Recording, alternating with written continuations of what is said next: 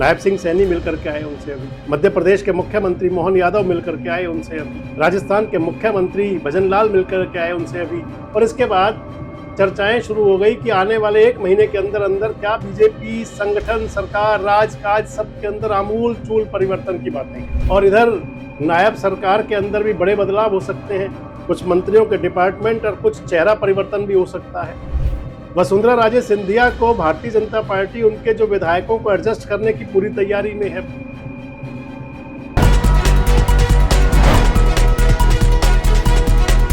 दोस्तों नमस्कार, मैं संजय मग्गू और मौजूद हैं देश रोजाना के डिजिटल मीडिया मंच पर। 5 राज्यों के चुनाव हो चुके हैं, केवल केरल में सरकार बननी है और वहां मुख्यमंत्री तय कर लिया है कांग्रेस ने कि सतीशन साहब वहां के मुख्यमंत्री होंगे। पश्चिम बंगाल सबसे बड़ा मकसद था भारतीय जनता पार्टी का सरकार बनाना, वहां पर सरकार बन चुकी है। असम में बीजेपी की हैट्रिक बन चुकी है, पुडुचेरी के अंदर एनडीए की हैट्रिक बन चुकी है और इधर तमिलनाडु के अंदर नया प्रयोग अब कामयाब होता हुआ दिख रहा है। लेकिन जिस विषय पर मैं आपसे बात कर रहा हूं वो इससे थोड़ा सा अलग है। 5 राज्यों के चुनाव के साथ साथ गुजरात के अंदर निकाय चुनाव थे, पंचायत चुनाव थे, हो चुके। हरियाणा के अंदर लोकल बॉडीज के चुनाव थे, वो हो चुके। अब क्योंकि 2 साल पूरे होने जा रहे हैं मोदी पार्ट 3 की सरकार को, जून के अंदर पहले सप्ताह में 7 जून को 2 साल पूरे हो जाएंगे। इधर नितिन नवीन जी भारतीय जनता पार्टी के जो राष्ट्रीय अध्यक्ष के रूप में दायित्व संभाल रहे हैं, वो भी पुरानी कमेटी से काम कर रहे हैं, क्योंकि अब भारतीय जनता पार्टी को 2 बीजेपी दिखानी है। एक तो ऐसी बीजेपी जिसके अंदर महिलाओं का वर्चस्व काफी होगा, क्योंकि 33% आरक्षण को लेकर के तमाम दावे प्रतिदावे हैं। और दूसरा यूथ भाजपा, भारत की यूथ भाजपा, जिस प्रकार नितिन नवीन प्रदेश अध्यक्ष, राष्ट्रीय अध्यक्ष बनाए गए, उसके बाद से चला कि अब भाजपा का नए स्वरूप होगा। अब पिछले दिनों का आप घटनाक्रम देखें तो नितिन नवीन साहब भाजपा के बड़े नेताओं से लगातार मिल रहे हैं। नायब सिंह सैनी मिलकर के आए उनसे अभी, मध्य प्रदेश के मुख्यमंत्री मोहन यादव मिलकर के आए उनसे अभी, राजस्थान के मुख्यमंत्री भजन लाल मिलकर के आए उनसे अभी। और इसके बाद चर्चाएं शुरू हो गई कि आने वाले 1 महीने के अंदर अंदर क्या बीजेपी संगठन, सरकार, राजकाज सब के अंदर आमूल चूल परिवर्तन की बातें हैं।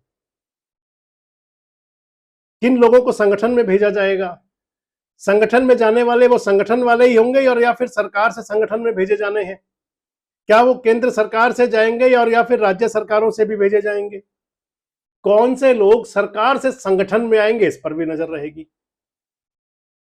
दरअसल सबसे पैड़ी आहट तो शुरू हो गई, क्योंकि जैसे ही उत्तर प्रदेश के अंदर मंत्रिमंडल की रिशफलिंग हुई, उसके साथ ही बात चल पड़ी कि अब केंद्र और राज्यों के अंदर भी सब हो सकता है।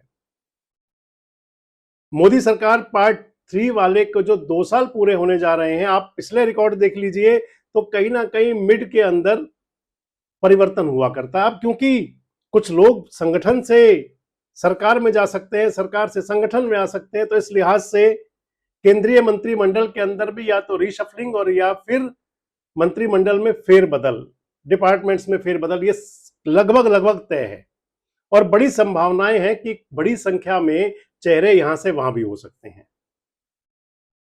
इधर राज्यों के अंदर हरियाणा को लेकर के तमाम चर्चाएं हैं कि हरियाणा का बीजेपी का प्रदेश संगठन बदल सकता है, मोहनलाल जी की ड्यूटी लग सकती है केंद्र में। और इधर नायब सरकार के अंदर भी बड़े बदलाव हो सकते हैं, कुछ मंत्रियों के डिपार्टमेंट और कुछ चेहरा परिवर्तन भी हो सकता है।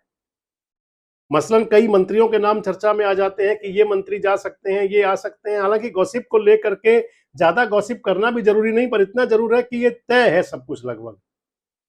इधर राजस्थान के अंदर वसुंधरा राजे सिंधिया को भारतीय जनता पार्टी उनके जो विधायकों को एडजस्ट करने की पूरी तैयारी में है, क्योंकि 3 साल लगभग होने को जा रहे हैं राजस्थान की सरकार बने हुए। भजन लाल जी की जो परफॉर्मेंस है वो सभी को दिख भी रही है। मध्य प्रदेश के अंदर भी ऐसे ही परिवर्तन है। बात अगर हरियाणा की मैं आपसे करूं तो हरियाणा से केंद्र सरकार के अंदर 3 वजीर हैं। मनोहर लाल खट्टर कैबिनेट मंत्री हैं हरियाणा सरकार, हरियाणा से भारत की सरकार के अंदर। कृष्णपाल गुर्जर फरीदाबाद के सांसद लगातार तीसरी बार मंत्री हैं, केंद्रीय राज्य मंत्री है, उनके पास राज्य मंत्री का दर्जा है। और राव इंदरजीत सिंह राज्य मंत्री हैं स्वतंत्र प्रभार के साथ में। मंत्रिपरिषद की मोदी जी ने बैठक भी बुलानी है। इन तीनों नामों में भी कुछ क्या संगठन की तैयारी हो सकती है और या किसी की ड्यूटी बदल सकती है, बड़ी चर्चाएं हैं ये भी। इधर अगर हरियाणा सरकार की बात करें, मैंने भाजपा का बताया आपको, प्रदेश अध्यक्ष को लेकर के तमाम चर्चा है और लगभग ये तय माना जा रहा है कि मोहनलाल जी की ड्यूटी लग सकती है केंद्र के अंदर। जैसे धनखड़ साहब की प्रमोशन हुई थी, ऐसे ही कुछ उसी अंदाज में बड़ौली साहब की भी हो सकती है। और हरियाणा भाजपा की जो कमान है वो किसी वैश्य अग्रवाल चेहरे को और या फिर किसी महिला को मिल सकती है। वैश्य अग्रवाल चेहरे में असीम गोयल, दीपक मंगला लगातार नाम चर्चाओं में रहे हैं। अगर महिला की बात आती है तो रेखा शर्मा जी ने अपना जो उनके बयान थे और बयान वापसी के बाद नया रास्ता बनाया है। सुनीता दुग्गल जी भी बहुत समय से इंतजार में है, सिरसा वाली जो सांसद रही हैं, विधानसभा चुनाव हारने के बाद अब उनको भी कहीं इंतजार है कि उनके लिए कोई ना कोई स्थान बने। तो इस लिहाज से हरियाणा के अंदर लगभग ये परिवर्तन, इधर संगठन की बात कर ली तो फिर सरकार के अंदर भी बात होगी। नए चेयरमैनशिप्स को लेकर के कई नेताओं के अंदर उत्सुकता है कि आखिर उनकी बारी कब आएगी। जो विधायक बन चुके हैं उन विधायकों के अंदर भी है कि क्या कुछ फेरबदल हो तो उनका भी नंबर लग जाए। संभावनाएं पूरी हैं, चर्चाएं बहुत जोरों से हैं कि 3 से 4 मंत्री हरियाणा के अंदर बदले जा सकते हैं नए चेहरे ला करके। नजर तो रहेंगी, लेकिन इतना तय है कि भारतीय जनता पार्टी आने वाले दिनों के अंदर देश और प्रदेश, चाहे वो हरियाणा की बात हो और चाहे अन्य राज्यों की बात और फिर चाहे राष्ट्रीय संगठन, केंद्र सरकार, इन सभी के अंदर आपको बड़े बड़े परिवर्तन दिखाई पड़ सकते हैं। क्या लगता है आपको, कौन से राज्य में कौन सा परिवर्तन? क्या कोई मुख्यमंत्री के चेहरे भी बदलेंगे? किस लिहाज का और कितना बड़ा फेरबदल आप संभव मानते हैं आने वाले दिनों के अंदर?